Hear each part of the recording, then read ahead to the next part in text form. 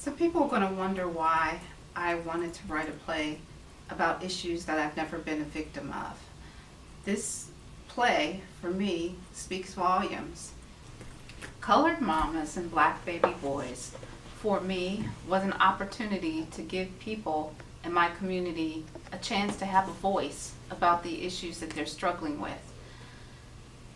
I retired about 7.5 years ago as a special education teacher. And in that time, there were a lot of individuals that I had an opportunity to encounter. And many of them struggled with so many different issues that hindered their ability to really live an abundant life. I remember there were times that young teenage girls would come to me and they would share with me about being a victim of domestic violence. Girls used to always come and talk to me about everything. You know, like lunchtime for me was like all the girls would come and sit in my room and we would talk about like everything under the sun that a young teenage girl could talk about. And I remember specifically this one young girl who was coming to me about being in this relationship, and she wasn't saying that this guy was beating her up, but of course I already knew, and I was trying to share with her, we really need to, and I ended up, of course, having to report that stuff. But her, like feeling left, feeling like there was nobody now, that I almost like turncoat on her and had to tell, the administration what was happening to her.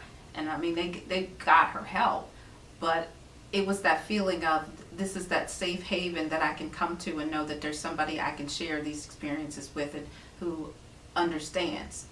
And as a teacher, oftentimes my hands were tied of what I could do. But the one thing that I wanted them to know was that there was somebody who heard their voice, who understood, who wanted to reach out and know and let them know that they were going to be okay, that they were going to survive this, and they were going to be able to move on to do a variety of different things in their lives. And there were also those individuals who came to school every day struggling with finding a place at home that was peaceful. Their struggle led them to substance abuse issues. And along the way, there were those individuals that I encountered that really struggled with finding peace. I've always believed that home should be a place of peace.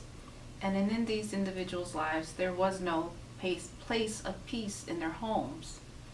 They struggled with finding who they were, so when they didn't know who they were, they would turn to substances that would give them some comfort and make them feel as though things in their lives were going to be okay. I wanted to be able to give them a voice. I wanted to be able to tell them that there was somebody out there that cared for them, somebody out there who understood their struggles, someone out there who wasn't going to judge, someone who would allow them to know that there was somebody looking out for them. And then finally, I kept thinking about how there are those individuals who really struggle with self-esteem, understanding self, knowing who self is. And we've all been in that place sometime in our life.